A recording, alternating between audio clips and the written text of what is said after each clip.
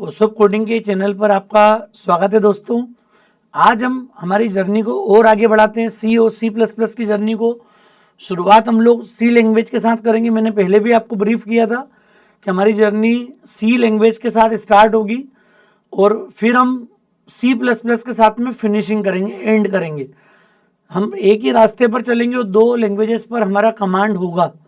ये हम लोगों ने स्टार्टिंग में भी जिस फेस के साथ में हमें अपनी लर्निंग डेवलप करनी, ये सब पॉइंट हम डिस्कस कर चुके हैं।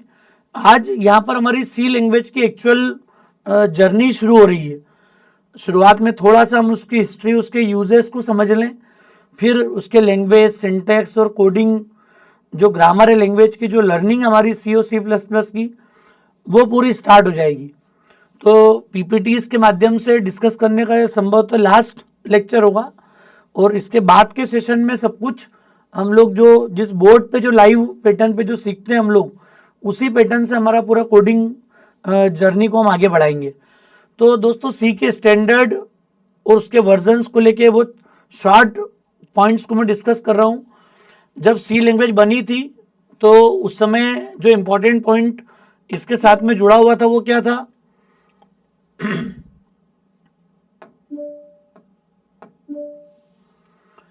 ये जब डेवलप हुई थी, it was the basis for Unix. मतलब सी लैंग्वेज बनाते समय सबसे बड़ा जो इम्पोर्टेंट ऑब्जेक्टिव था लैंग्वेज का, it was to develop Unix operating system. क्योंकि यूनिक्स ऑपरेटिंग सिस्टम की जड़ों में पूरी सी लैंग्वेज है। तो सी लैंग्वेज का जो डेवलपमेंट था उसी ऑब्जेक्टिव के साथ स्टार्ट हुआ था। क्लियर? सबसे पहला जो उसका स्टैंडर्ड था, दैट वाज आंसी स्टैंडर्ड।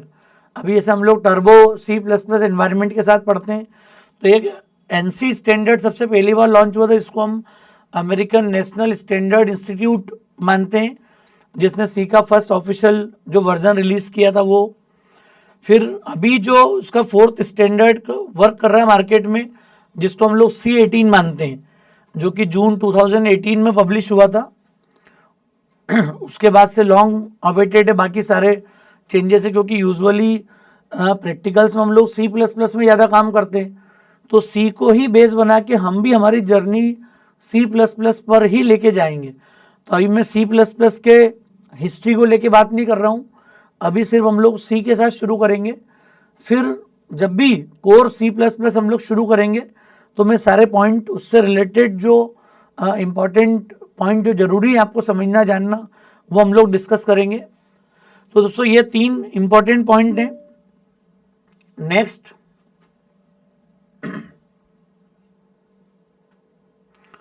इसकी ब्रीफ हिस्ट्री जो है वो सभी को ऑलमोस्ट पता होती है। हिस्ट्री बहुत ज़्यादा मैं नहीं समझता हूँ कि इसमें टाइम लेने की नीड है।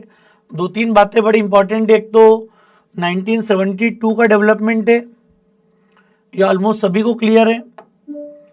और कई फेजेस के साथ सी लैंग्वेज का डेवलपमेंट हुआ, तो ये भी आप सभी को नॉलेज में है। तो ये एक 72 का डेवलपमेंट है। AT&T बेल लेबोरेटरी में इसको डेवलप किया था। AT&T बेल लेबोरेटरी का मतलब है American telegraph and telecommunication Bell laboratory. तो AT&T बेल लेबोरेटरी का फुल फॉर्म क्या है दोस्तों? American telegraph and telecommunication Bell laboratory. तो यहाँ पर सी लैंग्वेज को डेवलप किया था। जो डेवलपर का नाम है दैट इज डेनिस रिची। तो डेनिस रिची ने सी लैंग्वेज को डेवलप किया था। He was the developer of C language. और वो जो मेन, मैंने आपसे बात की थी थोड़ी देर पहले भी, कि वो system implementation language for the Unix operating system. तो यूनिक्स ऑपरेटिंग सिस्टम जो मल्टी प्रोग्रामिंग बड़ा पावरफुल ऑपरेटिंग सिस्टम माना जाता है, उसकी एक एक लाइन सी लैंग्वेज में लिखी हुई है। तो आप अंदाजा लगा सकते हो कि सी कितनी स्ट्रॉन्ग, कितनी पावरफुल लैंग्वेज है। और अगली स्लाइड में हम लोग देखेंगे कि ये कई लैंग्वेजेस के लिए मदर लैंग्वेज है। आप देखोगे सी लैंग्वेज के यूजेस क्या हैं, कहाँ कहाँ हम लोग मानते हैं कि सी लैंग्वेज यूजफुल है प्रोग्रामिंग कॉन्सेप्ट के हिसाब से। तो यूनिक्स ऑपरेटिंग सिस्टम अभी हमने बात की, जो पूरी तरह से सी में लिखा हुआ है। लिनक्स का majority of part, Linux operating system का भी सी लैंग्वेज में लिखा हुआ है दोस्तों।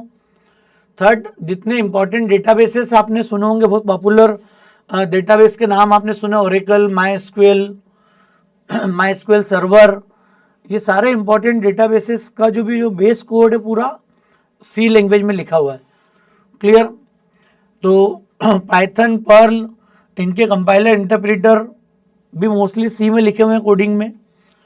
डिवाइस ड्राइवर्स यूजुअली कहीं भी आप मार्केट में सुनेंगे कि ये डिवाइस ड्राइवर्स हैं, या डिवाइस को मुझे कंट्रोल करने के लिए उनके ड्राइवर सॉफ्टवेयर को अगर डेवलप करना है तो वो काम ऑलमोस्ट सी लैंग्वेज में फिनिश होता है।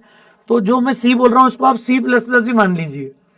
ऑलमोस्ट सी चूंकि अर्ली स्टेज में डेवलप हुई थी, बाद में चेंजेस के बाद C++ ने उसको और प्रोग्रामिंग को कंफर्टेबल बनाया, और जो नया जो ऑब्जेक्ट ओरिएंटेड पैराडाइम है, जो ऑब्जेक्ट ओरिएंटेड प्रोग्रामिंग कॉन्सेप्ट्स हैं, उनको इम्प्लीमेंट करने के लिए C++ ने वो भूमिका प्ले करी है। तो जहाँ हम लोग सी की बात कर रहे हैं, ऑलमोस्ट ये सारे काम एक तरीके से C++ के लिए भी उतने ही इम्पॉर्टेंट हो जाएंगे। और सी जो है वो C++, ऑब्जेक्टिव सी, जिसके लिए हम लोग मैक iOS की प्रोग्रामिंग की बात करते हैं, और कई ऐसी लैंग्वेजेस है जिनका बेस जो है वो सी लैंग्वेज रही है। तो ये आप मान लीजिए कि दुनिया की कई लैंग्वेजेस की, कई सॉफ्टवेयर्स की, कई डेटाबेस की मदर लैंग्वेज के रूप में सी लैंग्वेज ने काम किया है। तो आप समझ सकते हैं कितनी इंपॉर्टेंट लैंग्वेज है। यही same weightage, same importance C++ के लिए भी आपको मिलेगा। बस जो एक्सटेंशन होगा C++ के साथ में वो ये होगा कि हम लोग मानते हैं रूटीन में कि सी और C++ कुछ अलग नहीं है। आपको प्रोग्रामिंग जो पैटर्न, नए ज़माने की प्रोग्रामिंग अगर करने की बात होगी तो हम लोग C++ की बात करते हैं, क्योंकि अगर ये पूरा CPP का अगर एनवायरनमेंट है तो इसका मेजॉरिटी जो पार्ट है वो पूरा सी से होगा। तो हम ये मान लें कि अगर सी की जो पूरी लाइब्रेरीज हैं, जो पूरे फंक्शंस हैं, वो सारे कौन यूज़ करेगी? C++। तो सी और CPP में ज़्यादा बड़ा अंतर नहीं है। सी के साथ अगर हम बोलते हैं सी विथ ऊप्स, तो फिर इसे हम मानते हैं C++। C++ मतलब प्लस प्लस ऑपरेटर हम लोग पढ़ेंगे आगे। प्लस प्लस मतलब इंक्रीमेंट बाय 1। तो सी में अगर मैं कुछ इंक्रीमेंट कर दूं, एनहेंस कर दूं, तो जो सी एनहेंस्ड फॉर्म में जब अवेलेबल होगी, so that will be C++। तो हम लोग सी और C++ की जर्नी को एक साथ शुरू कर रहे हैं। बहुत ज़्यादा जो बेसिक डेटा टाइप्स हैं, लूप्स हैं, अरेज हैं, फंक्शंस हैं, स्ट्रिंग्स हैं, कुछ जगह पे नए वर्जन में जो चेंजेस आए वो भी हम लोग कवर करेंगे, ताकि आप समझ पाएँ कि लैंग्वेज जर्नी एक्चुअल कहाँ से स्टार्ट हुई है। कोर कंसेप्ट पहले हमें स्ट्रॉन्ग बनाना है, बाद में फिर हम लोग जो भी एनहेंसमेंट है, जो चेंज है, जो C++ ने नया इंट्रोड्यूस किया है, वो सारी बातें भी हम लोग A to Z कवर करेंगे। तो इसी जर्नी में हम लोग सी के साथ स्टार्ट करेंगे और हम लोग एंड करेंगे, क्लोज करेंगे C++ में एक्सपर्टीज के साथ में। ठीक है दोस्तों, बने रहना हमें इस चैनल पर लगातार। इन डेप्थ लर्निंग के लिए प्रोग्रामिंग किसी भी टेक्नोलॉजी में हो, एक्सपर्ट लेवल की डिलीवरी आपको हमेशा मिलेगी। आपको वो कॉन्फिडेंस हमेशा बिल्ड होगा जो आपकी नीड है, जिस चीज़ को आप डिजर्व करते हैं सही मायने में। तो दोस्तों ये हम लोगों ने पॉइंट डिस्कस किया था, जहाँ पर कि ऑलमोस्ट सारे डेटाबेस, लैंग्वेजेस, ऑपरेटिंग सिस्टम, कई लैंग्वेजेस की, कई सॉफ्टवेयर्स की मदर लैंग्वेज हम लोग सी लैंग्वेज को मानते हैं। क्लियर?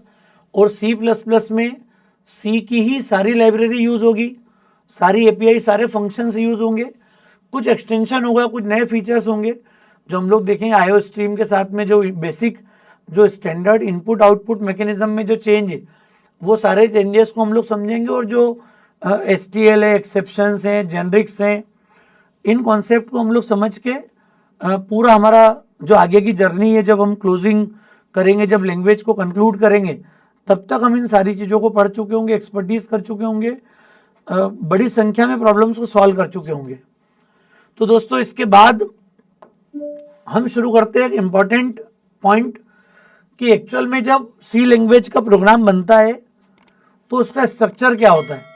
अगर अब मैं यहाँ से थोड़ा सा फोकस्ड होके, इंक्लाइंड होके सी के सिंटेक्स के हिसाब से बात कर रहा हूँ, तो सी के सिंटेक्स में नॉर्मल केसेस में आपको 3-4 तरह के कैटेगरी के स्टेटमेंट आपको मिलेंगे। जब भी आप सी की प्रोग्रामिंग देखते होंगे तो आपने नोटिस किया होगा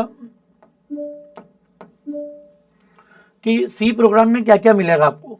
तो आप लोग देखते हो कई बार ये हैश वाले स्टेटमेंट आपको दिखते हैं। ये जो हैश वाले स्टेटमेंट है इन्हें हम बोलते हैं प्री प्रोसेसिंग स्टेटमेंट्स।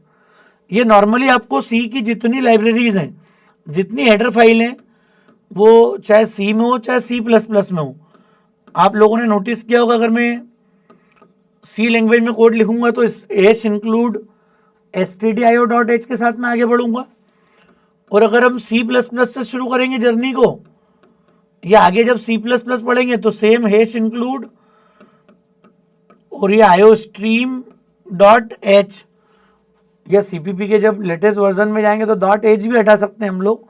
डायरेक्टली हम लोग फाइल का नाम दे देंगे, जो हमारी एपीआई है, जो हमारी लाइब्रेरी, उसी को डायरेक्टली इंक्लूड कर पाएंगे। क्लियर? तो ये जो हैश वाली जो जितने भी स्टेटमेंट होते हैं, ये अपना आप में एक अलग लैंग्वेज के रूप में होता है। मतलब सी ओ सी प्लस प्लस में भी आप देखेंगे तो एक छोटी लैंग्वेज अलग छुपी हुई है। ये पूरी लैंग्वेज को मानते हैं प्री प्रोसेसिंग स्टेटमेंट्स। और ये मैंने आपको प्रोग्राम एग्जीक्यूशन में बोला था कि कंपाइल होने से पहले ये हैश वाले सारे स्टेटमेंट एग्जीक्यूट हो जाते हैं। इसमें कई चीज़ें और मिलेगी आपको हैश इंक्लूड के अलावा, hash define, hash if, hash def, undef. Clear? तो कंडीशनल प्रोग्रामिंग भी हम लोग इफ एल्स के साथ में कर सकते हैं। हम लोग कंडीशनली हमारे प्रोग्राम को कंपाइल कर सकते हैं। हम डिसाइड कर सकते हैं कि 100 लाइन का अगर प्रोग्राम होगा और मैं चाहता हूं कि फर्स्ट 50 लाइन कंपाइल हो, बची 50 कंपाइल नहीं हो, मतलब मेरा जो ट्रांसलेटेड कोड है उसकी भी मैं साइज कम ज़्यादा कर सकता हूँ। ये बात हमको डे वन में पता होना चाहिए। आज अगर हम प्रोग्रामिंग जर्नी स्टार्ट कर रहे हैं तो आपको पता होना चाहिए कि जो सी ओ सी प्लस प्लस का प्रोग्राम आप लिख रहे हो, तो आपसे एक्सपर्ट पूछ सकता है कि मैं कैसे रिड्यूस कर सकता हूँ, क्या मेरे ऑब्जेक्ट प्रोग्राम की साइज चेंज करना पॉसिबल है? तो that is possible through pre processing statements. Clear? अगर मैं कंडीशनली प्रोग्राम को कंपाइल करूं तो सिचुएशनली मैं कोई एक पार्ट को कंपाइल कर सकता हूं, और कोई और सिचुएशन आने पे मैं दूसरे पार्ट को कंपाइल कर सकता हूं। तो आपको एक डिफरेंट ऑब्जेक्ट फाइल जो है वो जनरेट होके मिलेगी। तो ये एक बड़ा इंपॉर्टेंट दोस्तों स्टेटमेंट है, प्री प्रोसेसिंग स्टेटमेंट। फिर फंक्शंस होंगे आपकी लैंग्वेज में। ये जो सी लैंग्वेज है दोस्तों, इसको हम लोग बोलते हैं कलेक्शन ऑफ फंक्शंस। मतलब सी और सी प्लस प्लस में एक छोटा सा चेंज मिलेगा कि सब कुछ ऑब्जेक्ट ओरिएंटेड मॉडल है। तो ऑब्जेक्ट ओरिएंटेड मॉडल होगा तो वहाँ पर क्लास ऑब्जेक्ट मैकेनिज्म की बात करेंगे हम लोग, उसके बाद फिर फंक्शंस आएंगे वहाँ पर। सी में अगर बात कर रहे हैं पर्टिकुलर सी में, तो यहाँ पर सब कुछ फंक्शंस ही हैं। मतलब सी लैंग्वेज को आप चाहो तो लिख सकते हो कि कंप्लीट जो सी होगी that is collection of functions. C में सब कुछ फंक्शन है। ये जो ब्रैकेट आपको दिखेंगे ना, अब आपने नोटिस किया होगा मेन फंक्शन, तो मेन हमेशा मिलेगा हर प्रोग्राम में। सी ओ सी प्लस प्लस के सारे प्रोग्राम मेन फंक्शन से ही स्टार्ट होंगे। मतलब जब भी हम सी प्लस प्लस का या सी का कोई प्रोग्राम रन करेंगे दोस्तों, तो execution will start from main only. अगर 5 और फंक्शन भी लिखे होंगे तो भी कंट्रोल एग्जीक्यूशन हमारा कहाँ से स्टार्ट होगा? मेन से। क्लियर? तो मेन फंक्शन सबसे पहला एग्जीक्यूट होने वाला फंक्शन है। इसके बाद सी की जितनी लाइब्रेरी फाइल हम ओपन करेंगे, वो सारी लाइब्रेरी फाइल में आपको फंक्शंस के सेट मिलेंगे। सारे मैथमेटिकल फंक्शन आपको math.h में मिल जाएंगे। सारे इनपुट आउटपुट स्टैंडर्ड फंक्शन जो होंगे वो stdio में मिलेंगे। सी प्लस प्लस उसके लिए iostream.h यूज करेगी। क्लियर? समझ में आ रहा है दोस्तों? जब हम स्ट्रिंग हैंडल करेंगे सारे फंक्शन string.h में अवेलेबल होंगे। तो ये कंटेनर जो लाइब्रेरीज है ये चेंज भी होती रहेगी, वर्जन टू वर्जन इनमें चेंज होगा। आने वाले समय में मतलब हमें वो कैपेसिटी डेवलप करना है कि हम किसी भी लाइब्रेरी को खुद से बना पाएँ। कल जब हम स्ट्रिंग को और इन लाइब्रेरीज को हैंडल करेंगे तो हम इसी क्लासरूम में बोर्ड पे आपके सामने पूरी लाइब्रेरी डेवलप करेंगे। ऐसा नहीं कि हम किसी स्टैंडर्ड फाइल को डायरेक्ट यूज़ करेंगे। हम कॉन्फिडेंस बिल्ड करेंगे कि किसी भी लाइब्रेरी को बनाना हमारे लिए डिफ़िकल्ट नहीं है। तभी तो हमारी सी प्लस प्लस की जर्नी स्मूथ होगी, और आगे जावा, पाइथन या कॉम्पिटिटिव कोडिंग में जब जाएंगे तो ये कोर लेवल का कॉन्फिडेंस आपके साथ चलेगा। और ये कॉन्फिडेंस कैसे आता है वो हम आपको धीरे धीरे आपको ट्रेंड करेंगे इन बातों के लिए। तो प्री प्रोसेसिंग स्टेटमेंट मतलब दोस्तों हैश वाली लैंग्वेज हो गई पूरी। दूसरे हो गए फंक्शंस। फंक्शंस मतलब मेन एक एग्जांपल है printf, scanf, CLR, SCR, get CH, POW for power calculation. String handling function होंगे तो STR, LEN, STR, CMP, कई फंक्शंस हैं। पूरी सी जो है वो कलेक्शंस ऑफ फंक्शन है। फंक्शन इसकी स्ट्रॉन्ग ताकत है, सब कुछ यहाँ पर फंक्शन के रूप में इंप्लीमेंट होगा। फिर वेरिएबल्स अगर होंगे तो ये आगे हम लोग पढ़ेंगे कि अगर मुझे अपने प्रोग्राम को रन करने के लिए किसी मेमोरी की रिक्वायरमेंट होगी तो हम लोग वेरिएबल डिक्लेरेशन करेंगे, एक डेटा टाइप यूज करेंगे कि मुझे किस टाइप का डेटा हैंडल करना है प्रोग्राम में। ये सब हम लोग डिटेल में आगे बात करेंगे। मैं वो शॉर्ट में अभी आपको बता रहा हूँ चीज़ों को, ताकि हम इनऑल एक सी के प्रोग्राम में क्या क्या आपको मिलने वाला है, क्या आपको दिखेगा, वो थोड़ा सा एक समराइज हो जाए, सारे पॉइंट क्लियर हो जाए। तो वेरिएबल्स होंगे अलग अलग डेटा टाइप के हिसाब से कि इंटीजर, फ्लोट, कैरेक्टर्स, अरे, स्ट्रिंग, स्ट्रक्चर, जिस किसी भी टाइप का वेरिएबल हो सकता है।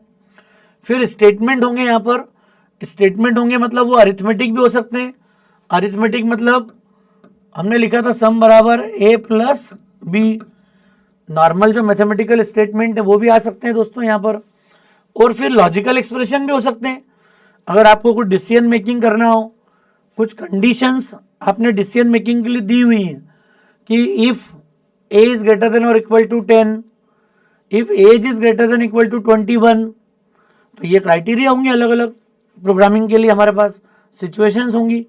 तो लॉजिकली भी अगर मुझे अपने एक्सप्रेशंस को एग्जीक्यूट करना है, अरिथमेटिक फॉर्म में करना है, तो ये सारे स्टेटमेंट भी जो है वो सी लैंग्वेज प्रोग्राम में आपको दिख सकते हैं, हो सकते हैं। क्लियर। फिर आते हैं कमेंट्स। कमेंट से मतलब ये होता है कि सी लैंग्वेज में कमेंट के लिए यूज होता है स्लैश, स्टार, फिर जितना भी आप लिखोगे उसको क्लोज कर दोगे स्टार, स्लैश। तो this is multi line comment. ये सी लैंग्वेज में शुरुआत से होता था। C++ ने डबल स्लैश को भी इंट्रोड्यूस किया और ये हो गया सिंगल लाइन कमेंट। हम तो चूंकि कंपाइलर C++ का यूज करेंगे आगे भी, तो इसे भी आप यूज कर सकते हो प्रोग्राम्स के अंदर जब आप सिंगल लाइन कमेंट करना चाहते हो। कमेंट से मतलब हो गया कि कंपाइलर इन लाइंस को इग्नोर करेगा। आप अगर अपनी लाइंस को, अपने कोड को अगर आप एक्सप्लेन कर रहे हो, प्रॉपर आप ड्राफ्टिंग कर रहे हो कि किस लाइन का क्या पर्पस है, किस थॉट से हमने कौन सी लाइन प्रोग्राम में लिखी हुई है, तो वहाँ पर ये कमेंट मल्टी लाइन कमेंट है and that is a single line comment. तो ये दो तरीके से हम लोग अपने स्टेटमेंट्स को कमेंट कर सकते हैं। क्लियर। जब हम कोडिंग प्रोग्रामिंग जब आप करना शुरू करोगे तो कई बार नीड होगी कि आप किसी लाइन को टेम्परेरी आप हटाना चाहते हो, आप कमेंट करके चेक कर लो अपने प्रोग्राम्स को। जब डीबगिंग वगैरह करेंगे तो कई बार इसकी नीड होगी कि मुझे कुछ सेक्शन को कमेंट करना है, किसी कमेंट हटाना है कहीं पर। तो सिंगल लाइन कमेंट के लिए 2 बार स्लैश, हालांकि ये C++ में इंट्रोड्यूस हुआ था और सी के पॉइंट ऑफ व्यू से स्लैश, स्टार और star slash, that is a multi line comment statement. Clear. अगर मैं चाहता हूँ 3, 4, 5 लाइन को एक साथ कमेंट करना है तो आप स्टार्ट करिए यहाँ से और एंड कर दीजिए, उसके बीच की सारी लाइंस को, एक एक कैरेक्टर को कंपाइलर जो स्किप कर देगा, इग्नोर कर देगा। क्लियर। इनको सिंटेक्स वाइज चेक नहीं करेगा। तो आप अपने कोई भी कमेंट लिखना चाहते हैं कोड के साथ में, वो यहाँ लिख सकते हैं। तो किसी भी सी लैंग्वेज के प्रोग्राम का ये बेसिक स्ट्रक्चर होगा। क्लियर। इस स्ट्रक्चर के साथ ही हमको आगे बढ़ना रहेगा, आगे प्रोग्रामिंग कॉन्सेप्ट इंप्लीमेंट करना रहेंगे। क्लियर है दोस्तों। मुझे उम्मीद है यहाँ तक के पार्ट से हमको क्लैरिटी हो गई होगी हमें कैसे कॉन्सेप्ट इंप्लीमेंट करना है, किस तरीके से हमको काम करना है यहाँ पर। अब हम बात करते हैं यहाँ से सी के कैरेक्टर सेट को लेके।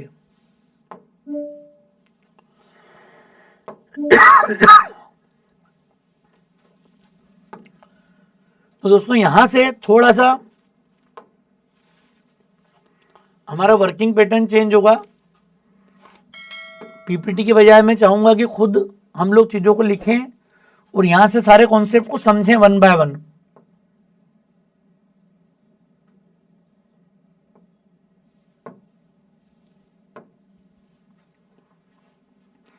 तो दोस्तों अब ये क्लियर हो गया कि सी के किसी भी प्रोग्राम का कोर स्ट्रक्चर क्या होता है। यहाँ पर प्री प्रोसेसिंग स्टेटमेंट होते हैं हैश वाले, फंक्शंस होंगे जो कि मिनिमम रिक्वायर्ड फंक्शन होता है मेन, जहाँ से हमारा एग्जीक्यूशन स्टार्ट होगा। वेरिएबल डिक्लेरेशन हो सकते हैं नीड के हिसाब से, अरिथमेटिक लॉजिकल एक्सप्रेशन स्टेटमेंट हमारे पास हो सकते हैं, कमेंट स्टेटमेंट हमारे पास हो सकता है प्रोग्राम में। अब हम दोस्तों शुरू करते हैं एक्चुअल जर्नी सी और C++ की। यहाँ से आपको बहुत अलर्ट रहना है अब, क्योंकि इसके पहले के जो टॉपिक थे वो एक तरीके से थ्योरेटिकल टॉपिक थे, वो बहुत ज़्यादा कॉन्सेप्ट से भी कनेक्टेड है। अगर आपने एक एक बातों को प्रॉपरली सुना होगा, नोट किया होगा, तो फिर आगे की जर्नी हमारी बड़ी स्मूथ होने वाली है। क्योंकि हमें क्लैरिटी होना चाहिए कि जब मैं कोई प्रोग्राम लिखता हूँ किसी लैंग्वेज में, तो ओएस का इंटरफेस क्या है, ऑपरेटिंग सिस्टम क्या रोल प्ले करता है, कंपाइलर्स की क्या भूमिका है, लिंकर लोडर की क्या भूमिका है, तभी जाके हम लोग एक अच्छे बेस्ट प्रोग्रामर बन पाएंगे। हम चाहते हैं कि प्रोग्रामिंग कॉन्सेप्ट इन डेप्थ हों, हम उतना कमांड डेवलप कर पाएँ, तो वो लर्निंग एट्रीब्यूट हमारे कंप्लीट होना बहुत ज़रूरी दोस्तों। तो सबसे पहले हम लोग बात करते हैं सी के कैरेक्टर सेट की। तो दोस्तों प्रोग्राम के स्ट्रक्चर को देखने के बाद अब हम आगे का जो हमारा कॉन्सेप्ट है सारे हम चाहेंगे कि बोर्ड पर डायरेक्टली सारी चीज़ों को लिखा जाए। तो यहाँ से अब हम लोग स्टार्ट करेंगे कैरेक्टर सेट। हमने समझ लिया सी के प्रोग्राम का स्ट्रक्चर क्या होगा। अब इसी स्ट्रक्चर के बाद जब हम सी की जर्नी एक्चुअल स्टार्ट करेंगे, तो फिर वो कैसे छोटे छोटे कॉन्सेप्ट के साथ में स्टार्ट होगी, वो अब हम समझना शुरू करेंगे। तो सबसे पहला इंपॉर्टेंट टॉपिक है दोस्तों कैरेक्टर सेट।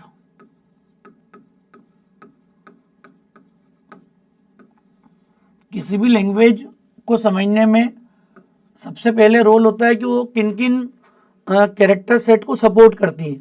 मतलब कीबोर्ड के वो कौन से कैरेक्टर है जिनको हम लैंग्वेज में यूज़ कर पाएंगे सी और C++ की जर्नी में। तो एक होता है दोस्तों अल्फ़ाबेट्स, जिसमें कैपिटल से लेकर कैपिटल A to Z और स्मॉल A to Z।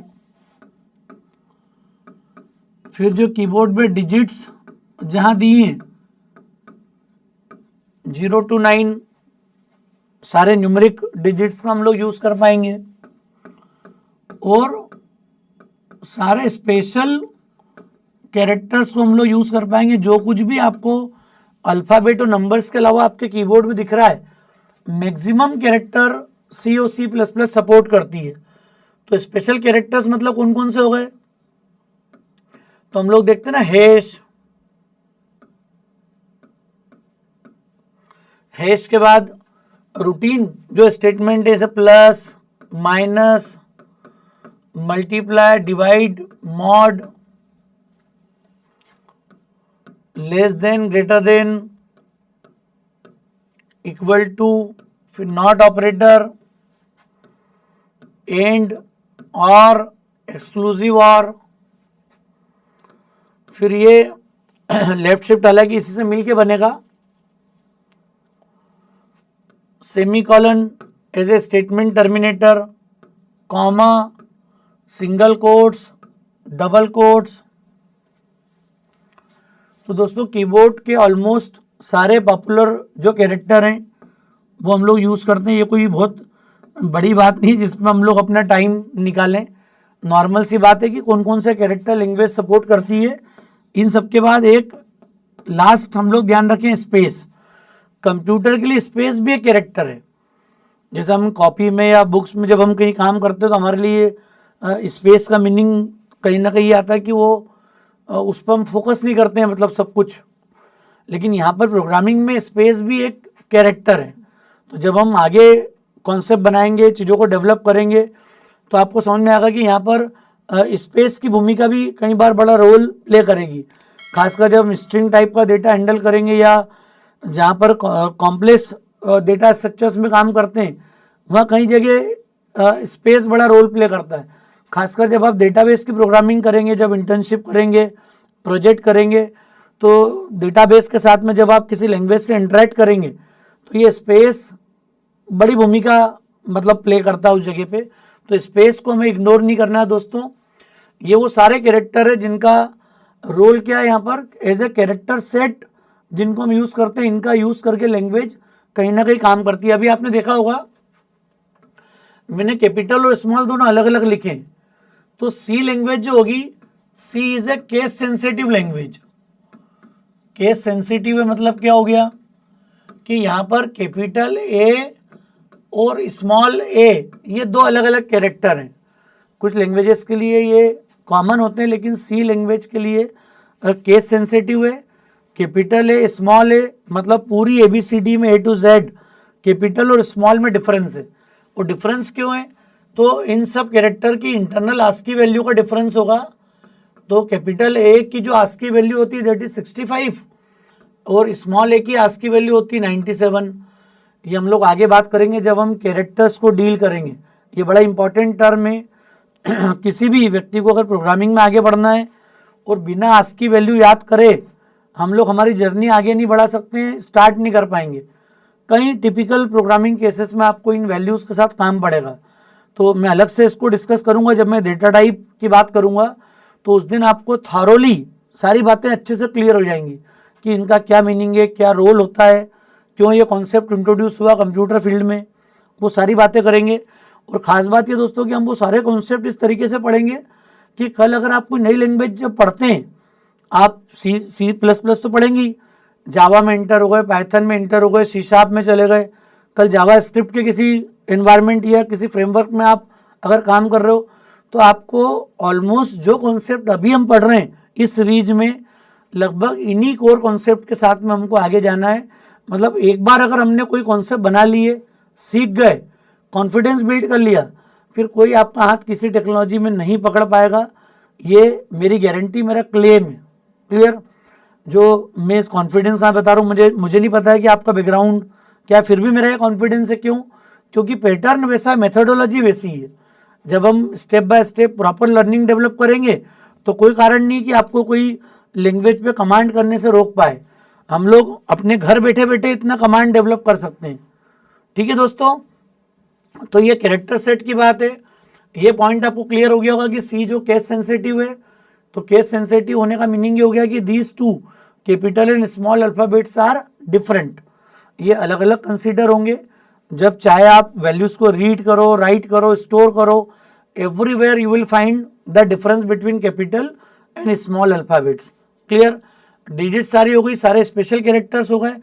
हो सकता है मैंने कुछ छोड़ दिया हूँ क्योंकि ये कोई याद करने वाला सब्जेक्ट नहीं, मैंने एक एग्जाम्पल लिखा है। कुछ ऑपरेटर्स हैं, कुछ डेटा टाइप है, कहीं कुछ यूज़ हो रहा है प्रोग्रामिंग में। तो ऑलमोस्ट सारे कैरेक्टर कीबोर्ड के यूज़ होते हैं। क्लियर? उनका बस स्पेस मैंने एक एडिशनल बात आपको बोली थी याद रखने के लिए, छोटी सी बात। क्लियर है? अब हम बात करेंगे नेक्स्ट की। नेक्स्ट टॉपिक हम समझेंगे कैरेक्टर सेट के बाद में कीवर्ड्स। इन्हीं को बोला जाता है रिजर्व्ड वर्ड्स। कीवर्ड्स या रिजर्व वर्ड क्या है दोस्तों? जब कोई लैंग्वेज बनती है तो लैंग्वेज आपको हमको भी कुछ मतलब वेरिएबल्स के नाम रखने की छूट देगी कि आप डेटा को या वेरिएबल्स को अपनी रिक्वायरमेंट के हिसाब से यूज़ करो। कुछ ऐसे नाम होंगे जिनको लैंग्वेज ने अपने पर्पस के लिए रिजर्व किया हुआ है, जो लैंग्वेज की ग्रामर का पार्ट है। जैसे नहीं हम बात करते हैं आपस में कि लूप्स आते हैं कि नहीं, तो while, do while, for loop आते हैं, तो इनके कीवर्ड्स हैं। वाइल अपने आप में कीवर्ड है। तो कीवर्ड या रिजर्व वर्ड का मतलब ये हो गया these are the words which are reserve for the language itself. Language ने जिनको अपने पर्पस के लिए रिजर्व किया हुआ है। क्लियर? इसको हम लोग as a identifier, as a variable अपनी प्रोग्रामिंग में यूज नहीं कर पाएंगे। We can not redefine the stored definition, the stored keywords. Clear? हम किसी भी स्टोर्ड कीवर्ड को रीडिफाइन नहीं कर पाएंगे। हम नहीं बोल पाएंगे कि ये जो लूप बना हुआ है, जो वेरिएबल, जो कीवर्ड लूप के लिए यूज हुआ है, उसको हम लोग कुछ और सेंस में डिफाइन नहीं कर पाएंगे। जैसे कौन कौन से कीवर्ड कॉमन होंगे, तो आपने कीवर्ड के नाम देखें, इफ, एल्स, इंट, फ्लोट, ये सब कीवर्ड है। जब आप इसको एडिटर में टाइप करते होगे आईडीई के अंदर, तो ये थोड़ा सा हाईलाइट हो जाते हैं, डिफरेंट दिखते हैं आपको, जिससे आपको क्लैरिटी हो जाती है कि ये जो है सारे कीवर्ड्स हैं। बाकी जो आप प्रोग्रामिंग में यूज करोगे these will be the identifiers. Function अलग है, इसमें फंक्शन नहीं लिखे मैंने अभी। रिजर्व वर्ड में फंक्शन कनेक्टेड नहीं है। रिजर्व वर्ड मतलब या कीवर्ड मतलब क्या हुआ, वो वर्ड्स जिनका लैंग्वेज के लिए मीनिंग प्री डिफाइंड है। लैंग्वेज को पता है इंट क्या है, फ्लोट क्या है, केयर लॉन्ग का क्या रोल है, डबल का क्या रोल है, क्लियर। अगर कोई लूप होगा तो व्हाइल, फॉर, डू, तो ये वो स्टैटिक, ऑटो, ये ऑटो कीवर्ड बड़ा इंपॉर्टेंट है। ये सी में यूज होता था, फिर सी से हट के अब वो सी प्लस प्लस में जो लेटेस्ट जो आप सी प्लस प्लस पढ़ेंगे, तो ऑटो कीवर्ड की बड़ी इंपॉर्टेंट भूमिका है। खासकर जब कॉम्पिटिटिव प्रोग्रामिंग हम करेंगे तो वहाँ पर ये ऑटो कीवर्ड बड़ा इंपॉर्टेंट रोल प्ले करेगा। तो सी प्लस प्लस ने इसको बिल्कुल नए तरीके से इम्प्लीमेंट किया है और हमारी जो कॉम्प्लेक्सिटी थी प्रोग्रामिंग की बहुत आसान कर दी है। तो ये कीवर्ड आगे अभी हम पढ़ेंगे एक बार सी में। सी प्लस प्लस में इसका पूरा वर्किंग चेंज हो गया है, तो वहाँ भी हम लोग देखेंगे इसको। एक्सटर्न, रजिस्टर, ये सब मैं कुछ कीवर्ड्स के नाम लिखते जा रहा हूं। These are the reserve word और कीवर्ड। मीनिंग क्या हो गया, हम लोग इन स्टैंडर्ड कीवर्ड को अपनी रिक्वायरमेंट के हिसाब से रीडिफाइन नहीं कर पाएंगे। नहीं कर पाएंगे इसका मतलब क्या हुआ, कल अगर मुझे कोई वेरिएबल डिक्लेयर करने का बोलेगा कि आप इंटीजर टाइप के 2 वेरिएबल्स को डिक्लेयर करो, तो मैं ऐसा नहीं कर सकता हूं कि व्हाइल और एल्स नाम के मैंने 2 वेरिएबल डिक्लेयर कर दिए। तो हमने क्या करा यहाँ पर, हम लोग क्या कोशिश कर रहे हैं, लूप और इफ एल्स वाला जो कीवर्ड है जिनका मीनिंग ऑलरेडी प्री डिफाइंड है, हम लोग इसके डेफिनेशन को चेंज कर रहे हैं और क्या बता रहे हैं, we are going to declare them as a integer. So this is not allowed. Clear.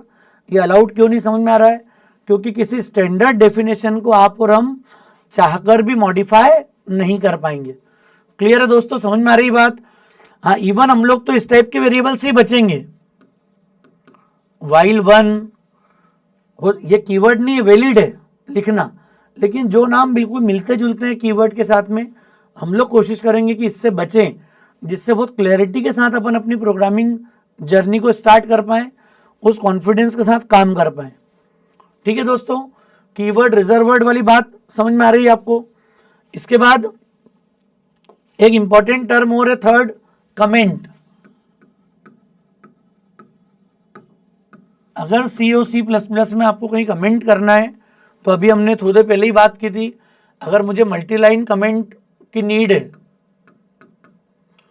तो मैं मल्टीपल लाइंस के साथ कमेंट लिख दूंगा और स्लेश स्टार, फिर सारे कमेंट्स आ गए, फिर स्टार स्लेश। तो जो भी आपका कोड आपने पहले लिखा हुआ है ये सारा कमेंट के रूप में कंसीडर होगा। तो इसे हम लोग मानते हैं मल्टी लाइन कमेंट।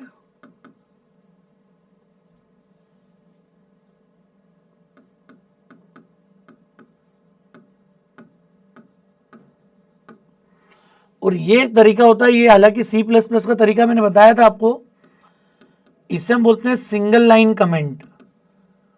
आपको एक ही लाइन को जब कमेंट करना हो तो 2 बार स्लैश लगा दीजिए आप। फॉरवर्ड स्लैश बैक स्लैश का डिफरेंस समझना है आपने को, बड़ा इंपॉर्टेंट डिफरेंस है। तो ये फॉरवर्ड स्लैश है, बैक स्लैश हम लोग ये यूज करेंगे बहुत कॉमन न्यू लाइन में, क्लियर, या एस्केप सीक्वेंसेस के अंदर, बड़ा इंपॉर्टेंट टॉपिक है ये भी। सिंगल लाइन कमेंट, ठीक है दोस्तों। तो ये एक बेसिक हमने स्टार्ट किया यहाँ पर कि सी की बेसिक हिस्ट्री क्या होगी। हिस्ट्री के साथ हम लोगों ने डिस्कस किया उसके यूजेस क्या हैं, सारे डेटाबेसेस में, सारे ऑपरेटिंग सिस्टम में, कई मॉडर्न लैंग्वेजेस के बैकबोन में भी किसको देखोगे आप, सी लैंग्वेज को। तो सी लैंग्वेज इसलिए थोड़ा सीखना हमें ज़रूरी है, और चूंकि सी प्लस प्लस को बड़ी स्ट्रॉन्ग लैंग्वेज माना जाता है कॉम्पिटिटिव कोडिंग के लिए, डीएसए को इम्प्लीमेंट करने के लिए, तो सी ही एक तरीके से पूरा सी प्लस प्लस का बेस रेडी कर देगी। हमें अलग से एफर्ट्स नहीं करना है। ये कन्फ्यूज़न क्रिएट कर दिया जाता है कई बार कि सी अलग लैंग्वेज है उसमें टाइम नहीं देना है। हम लोग जितने कॉम्प्लिकेटेड टॉपिक है वही बड़ी आसानी से आपके सामने इम्प्लीमेंट कर रहे होंगे और सेम तरीके से हम लोग C++ को भी कंप्लीट कर चुके होंगे। ये आपको दिखेगा डिफरेंस सारा। ठीक है दोस्तों, तो ये एक बड़ा इंपॉर्टेंट हमने कॉन्सेप्ट डिस्कस कर लिया, कैरेक्टर सेट, रिजर्वर्ड, कीवर्ड और कमेंट। अब हम लोग नेक्स्ट जो सेशन बात करेंगे कांस्टेंट और वेरिएबल्स की, मतलब डेटा अगर प्रोग्रामिंग लैंग्वेज में हैंडल होगा तो कैसे होगा। मैं पहला प्रोग्राम थोड़ा सा लेट बनाऊंगा, पहले क्लियर हम लोग कुछ ज़रूरी पॉइंट डिस्कस करेंगे जो कि बहुत ज़्यादा ज़रूरी है करियर में, और जो लैंग्वेज इंडिपेंडेंट है आपको सारी लैंग्वेज में ये बातें एज इट इज़ यूज़ होंगी। इन कॉन्सेप्ट को आप रिकॉल करते रहोगे, हर लैंग्वेज में आपका कॉन्फिडेंस बना रहेगा। तो दोस्तों हम लोग आगे बात करेंगे, इसी को कंटिन्यू करेंगे नेक्स्ट क्लास से। अब हम लोग बोर्ड पे ही सारी बातें, सारा कोड मैं आपकी आंखों के सामने लिखूंगा सब चीज़ों में, और आपके अंदर भी वो कॉन्फिडेंस बिल्ट होगा कि कैसे हम लोग प्रोग्रामिंग को बड़ी आसानी से इम्प्लीमेंट कर सकते हैं, कैसे प्रॉब्लम सॉल्विंग स्किल डेवलप करते हैं, कैसे कॉम्प्लेक्स लॉजिक को बड़ी आसानी से बड़ी स्ट्रेटेजी के साथ हम लोग अपनी प्रैक्टिस में ला सकते हैं। थैंक्स अ लॉट दोस्तों, गुड बाय।